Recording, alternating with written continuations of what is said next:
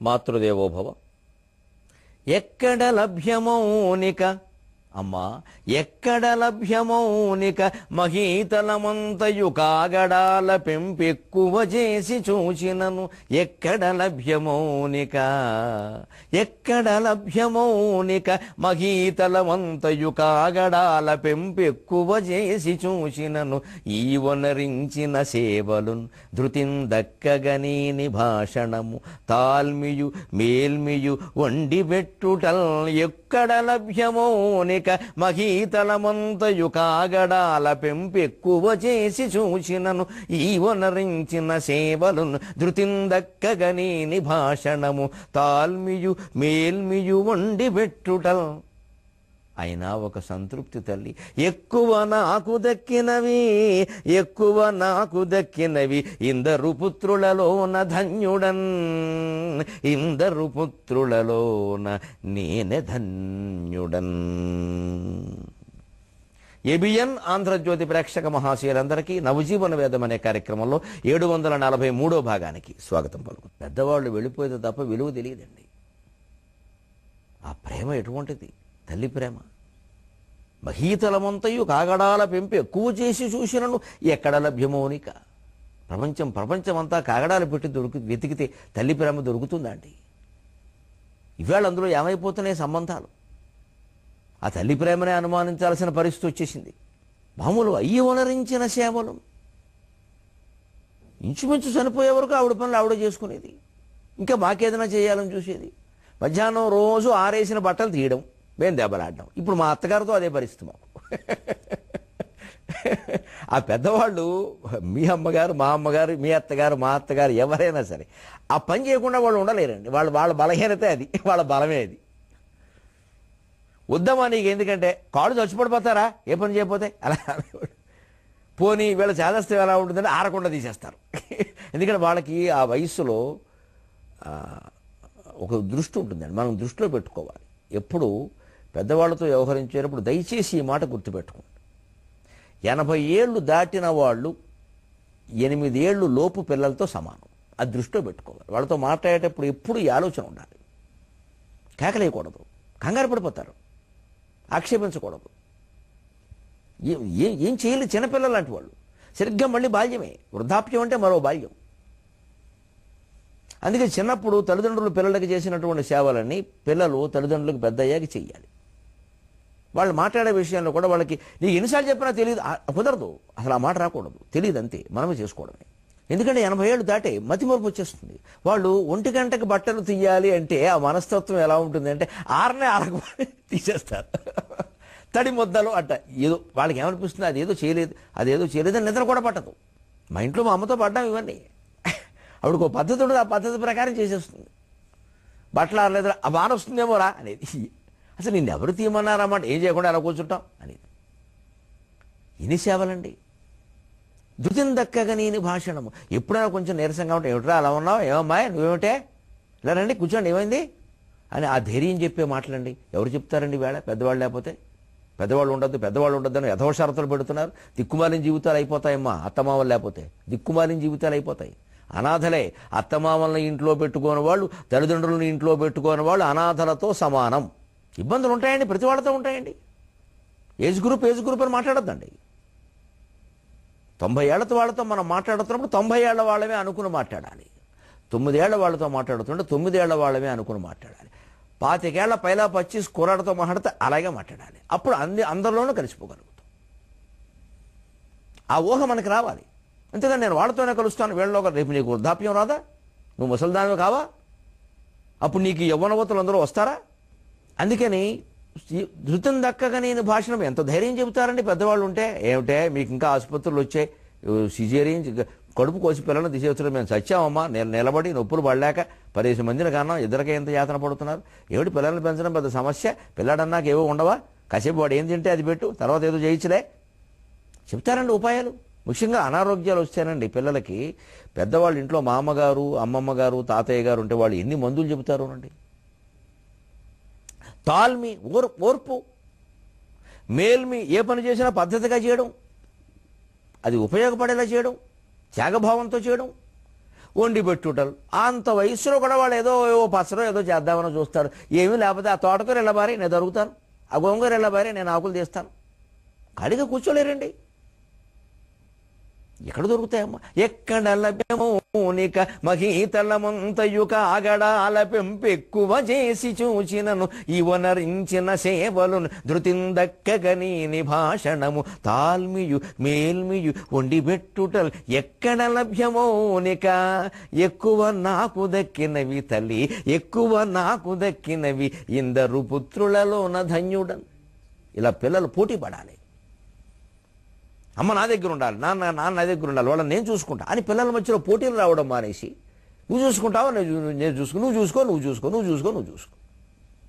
పైగా నెలల ప్రకారం రోజుల ప్రకారం పంచుకోవడం ఎంత కర్మ వచ్చిందండి దేశంలో.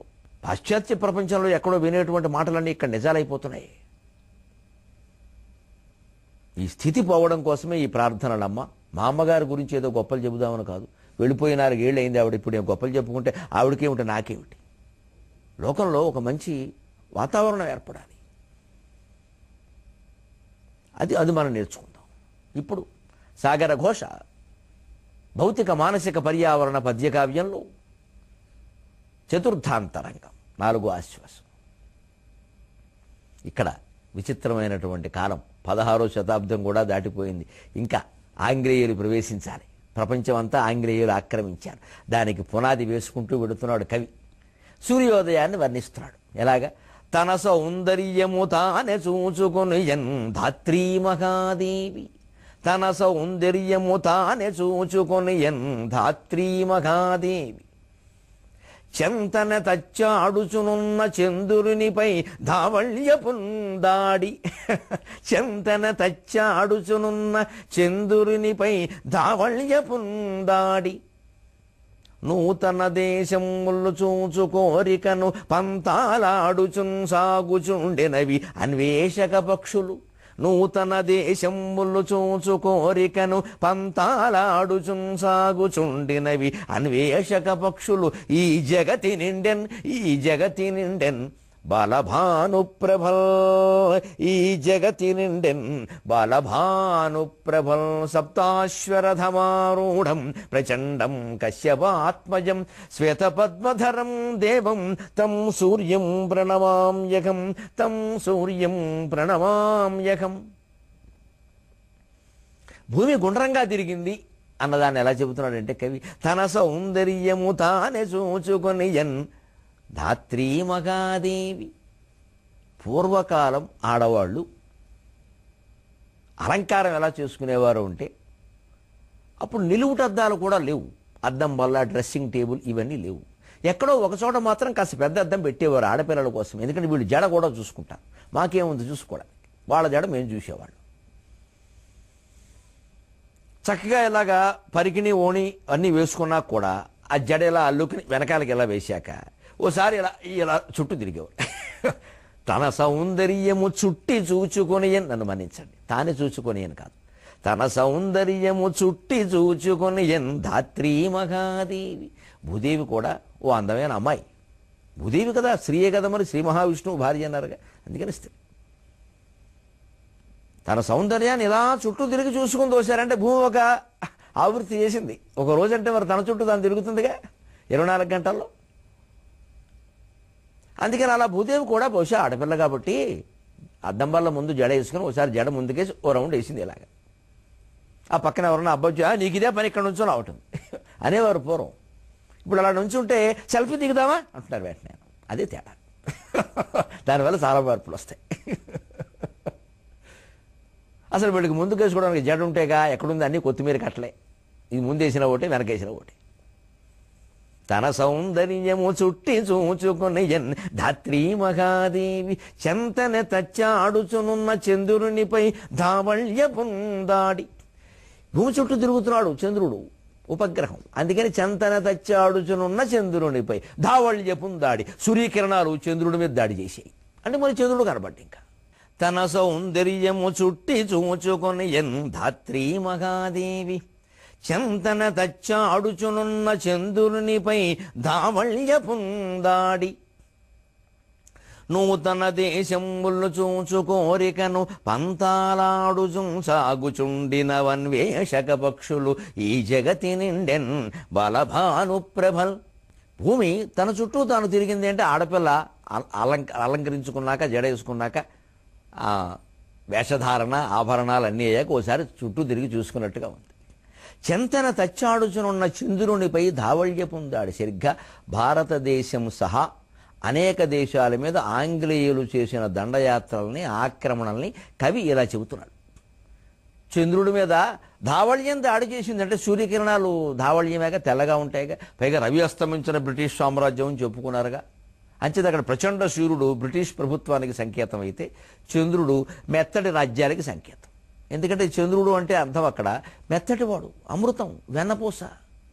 లోకువాడే అందరికీ లోకువ, మెత్తటివాడే లోకువ. మెత్తనివాడిని చూస్తే మొత్తబుద్ధి అయిందని సామెత. అందుకని ఇంగ్లీష్ వాళ్ళు ఏ దేశాలు ఆక్రమించారో, ఏ దేశాల్లో బలహీనతలు ఉన్నాయో, ఏ దేశాల్లో ఐకమత్యం లేదో, ఏ దేశాల్లో సంపదలు పుష్కలంగా సహజ వనరులు పుష్కలంగా ఉండి కూడా కాపాడుకోలేని పరిస్థితి ఉందో, ప్రభుత్వం అనగానే కాళ్ళు చాపే మనుషులు బద్ధకస్తులు ఎక్కడ ఎక్కువ ఉంటారో ఆ దేశాల మీద దాడి చేశారు. అవే లొంగుతాయి. గట్టివాళ్ళు ఉంటే లొంగవండి.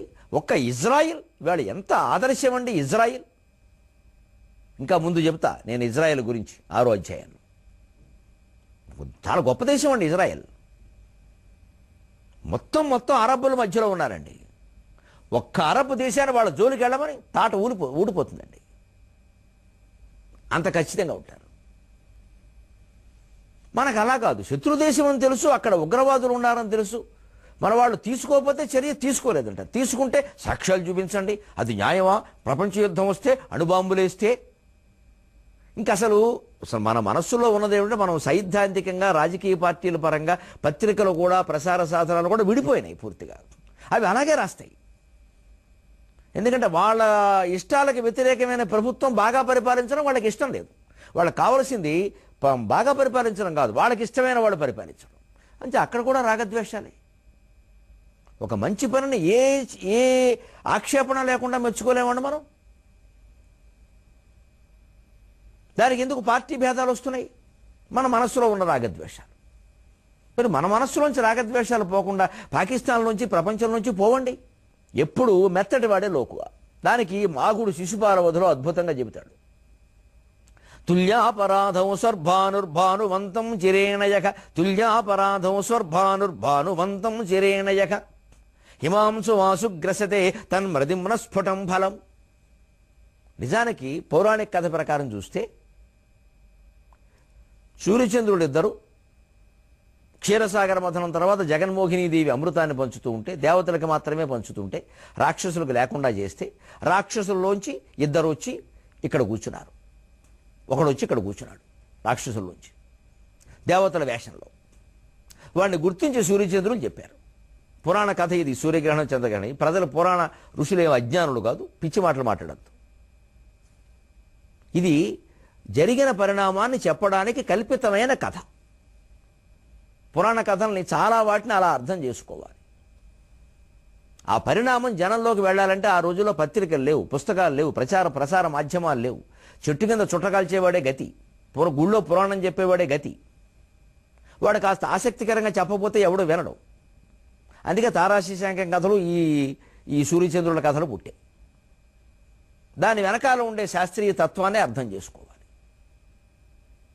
అంతేగాని సూర్యుడన్న ఒక అబ్బాయి ఆకాశంలో కూర్చుని ఉండడు అక్కడ, సూర్యరావు చంద్రారావు అని. అవి గ్రహాలను వాళ్ళకి తెలుసు. లోకంలో సాధారణంగా జరిగే పరిణామం ఏమిటంటే సూర్యగ్రహణం చంద్రగ్రహణం రెండూ ఉన్నా చంద్రగ్రహణం ప్రతి ఏటా వస్తుంది. ఏటా 2 సార్లు కూడా వస్తుంది. ఒక్కోసారి సూర్యగ్రహణం 3-4 ఏళ్ల కానీ ఓసారి రాదు. 3-4 ఏళ్లకు ఓసారి కానీ రాదు. అందుకే మాకుడు అంటున్నాడు కవిత్వం చమత్కారంగా అంటున్నాడు. సూర్యుడు పురాణ కథ ప్రకారం సూర్యుడు చంద్రుడు ఇద్దరు చెప్పారు కదా ఆ రాక్షసుడు దొంగ వేషంలో అమృతం తీసుకుంటున్నాడని. అప్పుడు విష్ణుమూర్తి చక్రం వేస్తే ఏదో శిరస్సు పైకెళ్ళింది, శరీరం కింద ఉంది, అది రాహువు ఇది కేతువు అన్నారు కదా. మరి వాళ్ళకి పగ ఉంటే సూర్యచంద్రులు ఇద్దరిని సమానంగా బాధించాలిగా. రాహువు కేతువు పట్టుకోవడం వల్లే గ్రహణం ఏర్పడిందని చెబుతున్నారు కదా. మరి సమానంగా బాధించాలి కదా శత్రువుల్ని. తుల్యాపరాధు స్వర్భానుహు భానువంతం చిరేణయక. భానుహు అంటే సూర్యుడు, స్వర్భాను అంటే రాఘువండి సంస్కృతం అన్నమాట. స్వర్భానుహు విధుంతుదహ మరి ఆ కోపం ఉన్నప్పుడు ఇద్దరి పట్ల సమానంగా ఉండాలిగా కక్ష. సూర్యుడినేమో 4 ఏళ్లకోసారి పట్టుకోవడం ఏంటి, చంద్రుడిని ఏటా పట్టుకోవడం ఏంటి అంటే చక్కని కారణం ఊహించారండి. హిమాంశం ఆశుగ్రసతి, ఎందుకంటే తను మరిదిమున స్ఫుటం పలం. చంద్రుడు అమృతం అమ్మ, వెన్నపోస అమ్మ, మెత్తగా ఉంటాడు, లోకువ, అందుకని అస్తమానం పట్టుకుంటున్నాడు. సూర్యుడు మరి ప్రచండంగా ఉంటాడు కదా, పట్టుకోలేడు, అందుకని వదిలేశాడు. చూడండి ఇప్పుడు కావ్యాల్లో ఎంత సామాజిక స్పృహ ఉందో. నువ్వు మెత్తగా ఉంటే లోకం నిన్ను మింగేస్తుంది. నువ్వు ఎవడు సొమ్ము దోచుకోకు, కానీ నీ సొమ్ము ఎవడూ దోచుకోకుండా జాగ్రత్తగా ఉండు అని చెప్పడం కాదండి ఇది. ఇది సూర్యుడి మీద చంద్రుడి మీద పెట్టి చెబితే పూర్వకావ్యాలన్నీ పురాణాల్లో చెప్పారండి. ప్రజల గురించి ఏం చెప్పాలా? వెర్రి ముఖమా, పురాణాల్లో ఉన్నవాడు కూడా ప్రజలే, అప్పుడు కూడా ప్రజలు ఉన్నారు. ఈ ప్రజాకవి అన్నవాడు వచ్చాక ప్రజల బుట్టల. పురాణాల్లో ఉన్నవాడు కూడా మనుషులే, వాళ్ళు అన్నమే తిన్నారు, మనకి మళ్ళీ గడ్డి తిండాల. దేవతల గురించి చెప్పారు, ఋషుల గురించి చెప్పారు. ఋషులు మనుషులు కాదా? మనుషుల కంటే అతీతులు. ఋషుల గురించి చెబితే ఇంకెవరి గురించి చెప్పక్కర్లేదు అసలు. ఋషులు అంత గొప్పవాళ్ళు. దేవతలను సైతం శపించగలిగిన శక్తి కలిగిన ఋషులు అండి వాళ్ళు. వాళ్ళ గురించి మాట్లాడడానికే మనకు అర్హత లేదు అసలు. వాళ్ళ సాహిత్యాన్ని మనం ఆక్షేపించేది. అన్నం తిన్నామో లేదో తెలియకుండా కలో గంజో తాగి అడవుల్లో కూర్చుని ఆ పక్షుల్ని చెట్లను దేవతలుగా భావించి ఆ పక్షుల మాటలనే భాషగా తీసుకుని మహత్తరమైనటువంటి రామాయణాది గ్రంథాలు అర్పించినటువంటి మహర్షుల్ని మనం విమర్శించేది. శుభ్రంగా తిని కూర్చుని కోట్ల ఖరీదు చేసే భవనాల్లో ఉంటూ అంతకంటే ఖరీదైన కారులో తిరుగుతూ 3 మొగుళ్ళను మార్చి 6 పెళ్లాలను మార్చిన వాళ్ళు విమర్శిస్తారండి ప్రాచీన సాహిత్యాన్ని. ఏ రకమైన నైతిక విలువలు లేని వాళ్ళు విమర్శిస్తారు. వాళ్ళు ఎంత కష్టపడ్డారు, ఎంత త్యాగాలు చేశారు, ఎలా బతికారు, అసలు వాళ్ళు ఏం తిన్నారు, ఏం తాగారు, ఎలా ఉన్నారు. వాళ్ళు సృష్టించిన సాహిత్యానికి మనం రాసే ఒకలేగం పద్యాలు లెక్క అండి. ఇవి పల్లెని పద్యాలు, ఒక మొక్కల పద్యాలు ఇవన్నీ. ఎవడికి కావాలి ఈ సాహిత్యాన్ని? దాంతో పోల్చడం ఏంటి? వాళ్ళ గురించి మాట్లాడాలంటే ఇంకో జన్మ ఎత్తాలి, మహత్తరమైన తపస్సు చేయాలి. 24 ఏళ్ళు మనం రామాయణం మీద మాట్లాడాలంటే. మనం ఆ విమర్శలు రాసేది రామాయణానికి, భారతానికి, వేదాలకి, శాస్త్రాలకి. సమాజం పట్ల బాధ్యత అంటే అప్పుడు వాళ్ళకి లేదా? ఇది ఎంత బాధ్యత అండి? ఇది ఎందుకు చెప్పారండి? ఈ మాత్రం లోతుగా చదివి విశ్లేషణ చేసుకునే శక్తి లేక, సంస్కృతం రాక, నేర్చుకోవడానికి ఇష్టం లేక, అదేదో బ్రాహ్మణ భాష. ఎవరు బ్రాహ్మణులు ఏమైనా కనిపెట్టారా? వాల్మీకి బ్రాహ్మణ, వ్యాసుడు బ్రాహ్మణ, ఆయన బోయేవాడు ఉంటున్నారు, ఈయనేమో బెస్తవాళ్ళ అమ్మాయి బాబ్బాయి. ఎవరు బ్రాహ్మణులు ఇందులో? బ్రాహ్మణులు వీళ్ళందరినీ నెత్తినెట్టుకు మోస్తున్నారు. నమస్కారం పెట్టాలి బ్రాహ్మణులకి నిజంగాను, వీళ్ళు మోస్తున్నందుకు. క్యాస్ట్ ఫీలింగ్ ఉంటే బ్రాహ్మణులు పనిచేయరు. సకల జగత్ క్షేమాన్ని కాంక్షించేవాడే బ్రాహ్మణులు నమ్ముతున్నారు చాలామంది. కొంతమంది ఉంటే భ్రష్టు పట్టిన వాళ్ళు ప్రతికూలంలో ఉన్నారు. దానికేముంది? ఎంత గొప్ప భావన, తను మృదిమున స్ఫుటం ఫలం. అదే దాన్ని అందుకునే సాగర ఘోషకవే ఉంటుంటే చంద్రునిపై ధావళ్యపు ఉందాడి. ఆ తెల్లవాళ్ళు అదే ధావళ్యపు ఉందాడి. చంద్రుడు లోకువ, అలాగే భారతదేశం లాంటివి లోకువ. ఏం చేస్తాం? చెంతన తచ్చాడుచునున్న చంద్రునిపై ధావళ్యపుందాడి, నూతన దేశములు చూచుకోరికను పంతాలాడుచున్ సాగుచుండెనవి అన్వేషక పక్షులు ఈ జగతి నిండెన్ బలభాను ప్రభల్. తన సౌందర్యము చుట్టి చూచుకొని ధాత్రీ మహాదేవి చెంతన తచ్చాడుచునున్న చంద్రునిపై ధావళ్యపుందాడి, నూతన దేశములు చూచుకోరికను పంతాలాడుచున్ సాగుచుండెనవి అన్వేషక పక్షులు ఈ జగతి నిండెన్ బలభాను ప్రభల్. పొద్దున్నే పక్షులు అలా ఎగిరెళ్తూ ఉంటాయి, గుంపులుగా, వరుసగా. అవి కూడా బహుశా కొత్త దేశాలు చూద్దామనే కోరికతో వెడుతున్నాయి. సరిగ్గా కొలంబస్, వాస్కోడిగామా వాళ్ళ యాత్రలు మొదలవుతాయి. అందుకోసం సంకేతం. ప్రతి ఆశ్వాసంలో, ఆ ప్రారంభ పద్యాల్లో ఆ ఆశ్వాసంలో జరిగే కథకి సూచనలు ఉంటాయి. ఇది నాటకీయమైన సంప్రదాయం, నాంది సంప్రదాయంలో ఉంటుంది.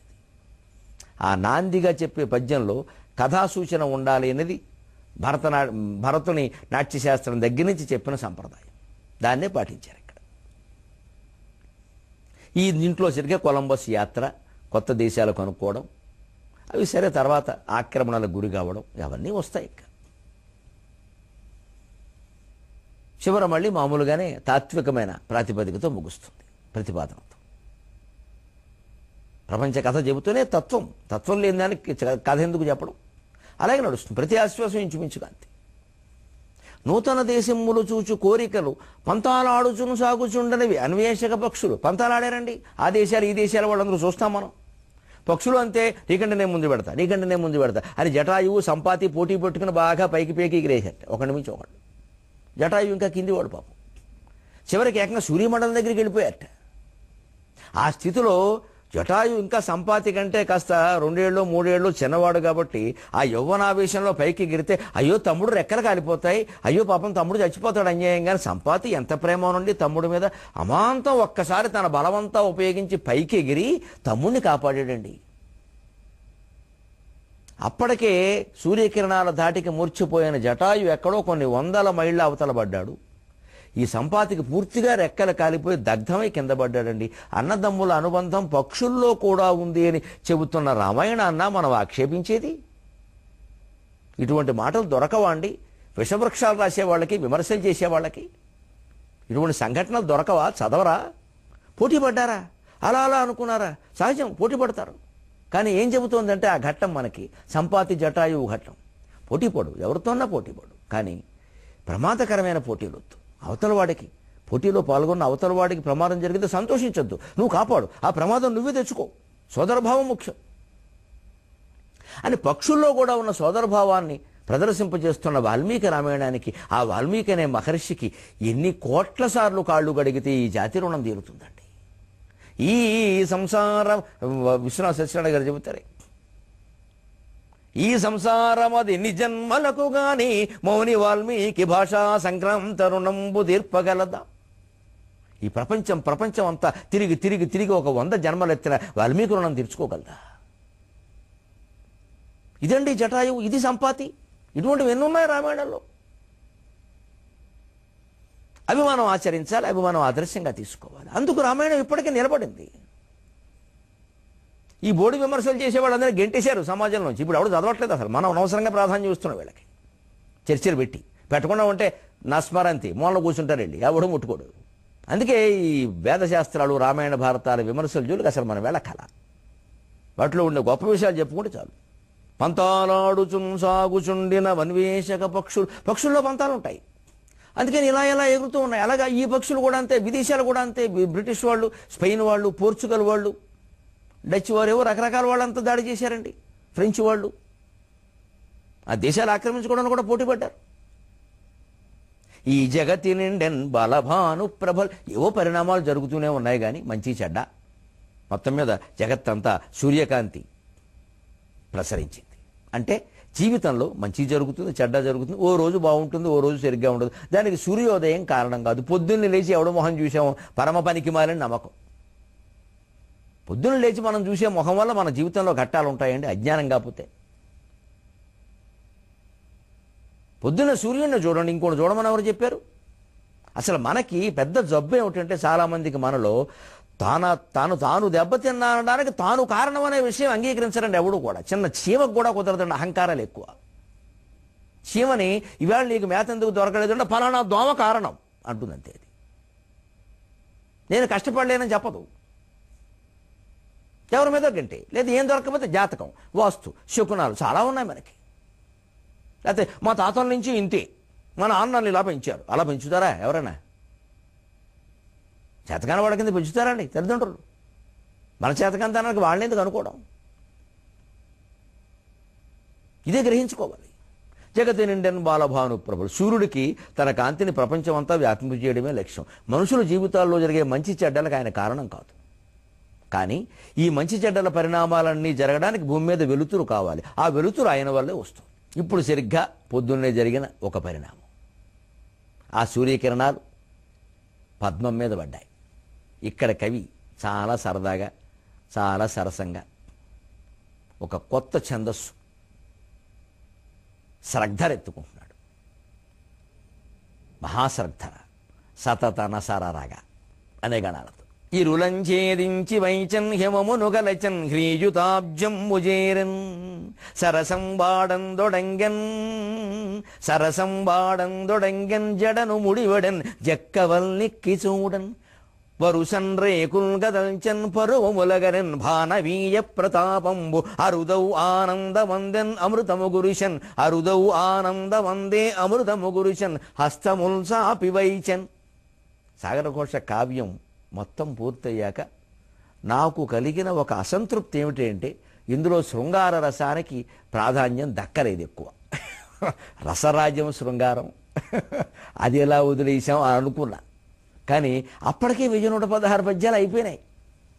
అయ్యో, రసరాజాన్ని మనం ఎక్కువగా స్పృశించలేదే, ఏదో అక్కడక్కడ ఉంది కానీ ఇవ్వవలసినంత ప్రాధాన్యం ఇవ్వలేదనిపించింది. ఎందుకంటే నాకు సమాజం గురించిన తాపత్రయం ఎక్కువ ఇవ్వాలని ఒక వీరరసము, ముఖ్యంగా కరుణరసం, ఈ కావ్యంలో కరుణరసం ప్రధానమండి.